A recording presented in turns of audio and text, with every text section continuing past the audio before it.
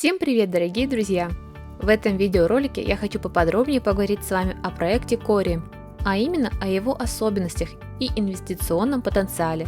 Но перед тем, как я начну, обращу ваше внимание на то, что данное видео не является финансовым советом, а предназначено исключительно для образовательных целей, поэтому вся ответственность за принятые решения лежит исключительно на вас.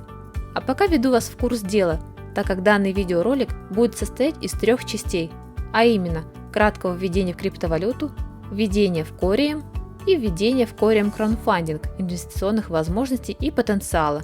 Поэтому предлагаю не медлить, а скорее начать с краткого введения в криптовалюту. И я уверена, многие из вас успели обратить внимание, что криптовалюта стала глобальным явлением. Но, к моему большому сожалению, не все люди имеют представление об основных ее принципах. И чтобы это исправить, давайте познакомимся с этой замечательной технологией поближе. Итак, что же такое криптовалюты?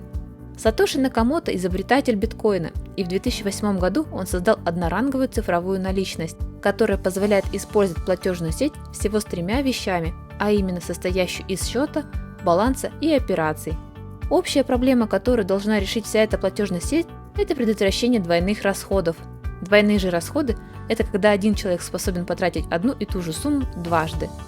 Обычно это явление происходит с помощью центрального сервера, который ведет учет балансов, но в централизованной сети это не так, потому что именно этим она и отличается, то есть предотвращает все двойные расходы из-за структурированного процесса записи транзакций, где сама суть проблемы заключается в том, чтобы заставить сущность держать консенсус о записи. И если одноранговые узлы в сети расходятся на один единственный незначительный баланс, то все ломается, тогда он становится совершенно недопустимым для принятия. Именно поэтому децентрализация была невозможна до тех пор, пока не появился Сатоши Накамото, и криптовалюта не стала самым популярным решением. Но чтобы понять весь этот алгоритм, давайте посмотрим, как же Сатоши достиг этого с помощью биткоина. А для этого я предлагаю рассмотреть, как же на самом деле работает транзакция в децентрализованной сети, на примере сделки, которая представляет собой передачу файла в цифровом виде, выраженный n-ным количеством биткоина, который хочет передать один участник другому. Как только все суммы определены, кто кому и сколько хочет передать, транзакция передается в сеть через одноранговый канал децентрализованной технологии. В ходе этого процесса транзакция получает подтверждение. Те же, кто подтверждает транзакции, называются майнерами.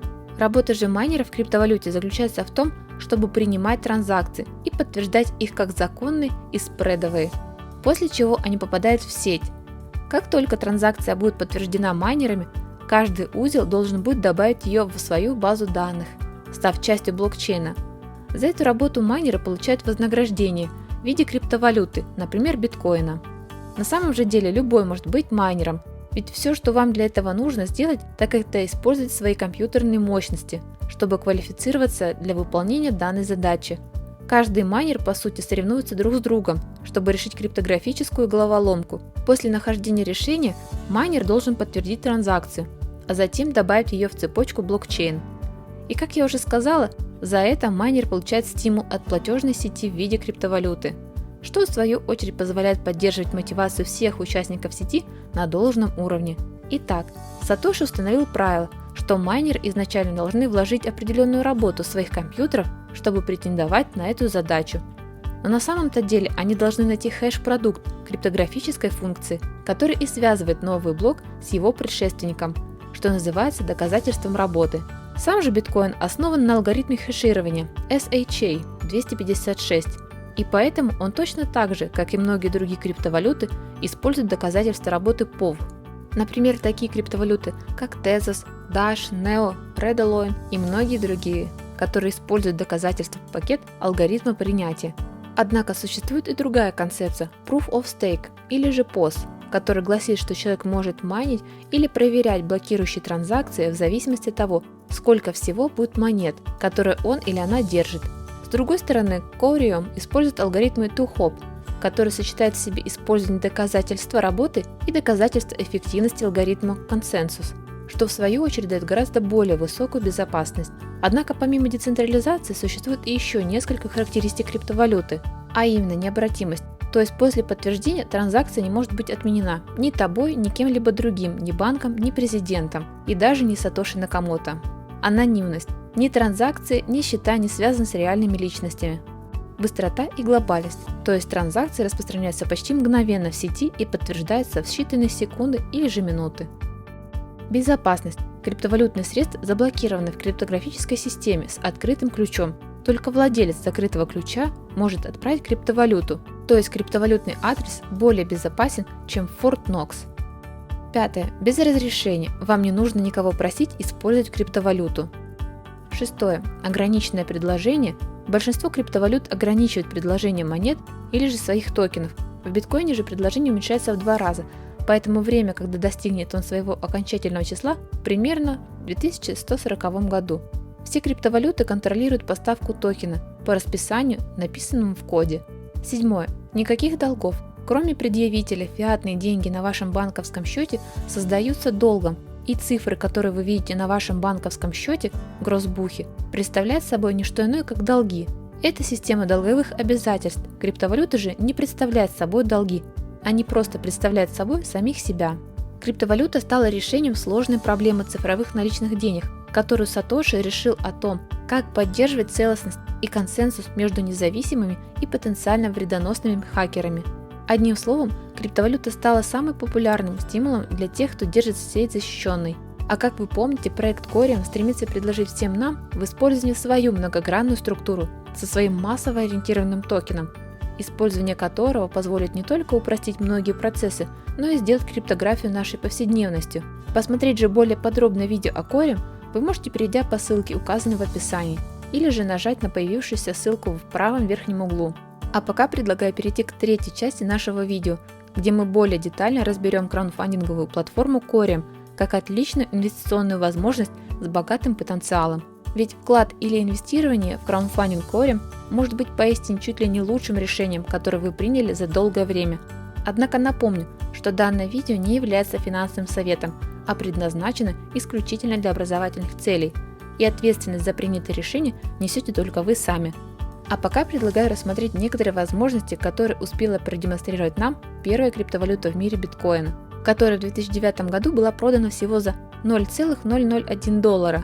В 2011 году же она уже стоила $0,08. В 2013 году близнец Winklevoss начал инвестировать в биткоин по курсу уже $5, что к 2015 году произвело резкий скачок цен, и биткоин уже был продан за целых $190. В 2016 году же один из братьев Winklevoss, который начал покупать биткоин всего 3 годами ранее, стал первым биткоин-миллиардером, и на данный момент они стоили между собой уже $2,1 миллиарда.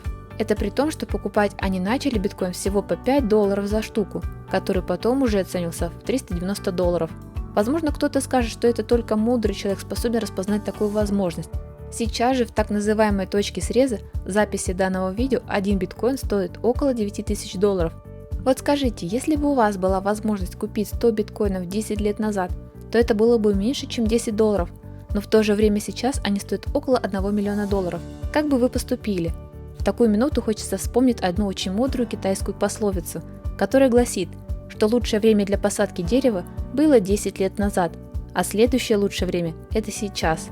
И я думаю, что вы сейчас бы не скучали, используя все преимущества биткоина. Поэтому не пропустите Corium, ведь сегодня цена одного CVR токена составляет меньше $0,05. Представьте себе, что через несколько лет это может быть уже и 5, и 50, и 500, и даже $5000. Сейчас же, чтобы купить 1000 CVR токенов, вы потратите меньше $50. И у вас, согласитесь, есть такая возможность владеть даже таким количеством монет. А как насчет такой возможности?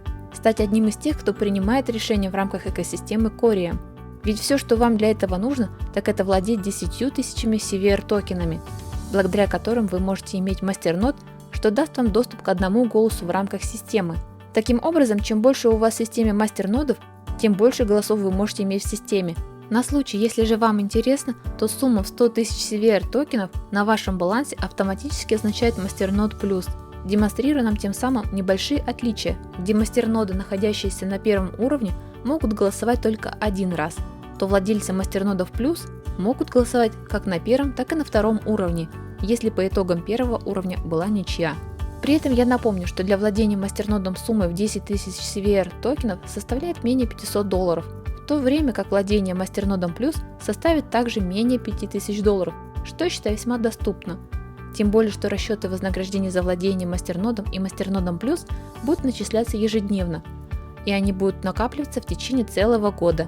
Предполагаю, что в течение самого первого года, то есть на взлете, ROI может составить до 50% и даже больше, после чего, как ожидается, он упадет до 20-40% в год. При этом сама система Corium мастернода, как заявляют разработчики, будет работать в течение более чем 200 лет, а это, я вам хочу сказать, немало. Поэтому красота инвестирования для всех в Corium состоит не только в его приросте капитала, но и в том, что мастернод и мастернод плюс – это самый настоящий пассивный доход, который является транспоколенческим. Поэтому вам стоит ответить всего лишь на пару вопросов. Кто может инвестировать? Если не ты, то кто же? Если не в это, то во что тогда? Если не сейчас, то когда? И если вы пропустили биткоин, то не пропустите Corium. Более же подробную информацию о Corium вы найдете на сайте или в телеграм-каналах, ссылки на которые я оставлю в описании под этим видео. А на этом у меня все. Благодарю вас за внимание и просмотр данного видеоролика. Если же для вас данная информация оказалась полезной, то дайте об этом знать, выражая всю свою благодарность в виде многочисленных лайков и самых искренних комментариев. А с вами, напомню, была я, ваша криптоледи. Всем удачи и пока!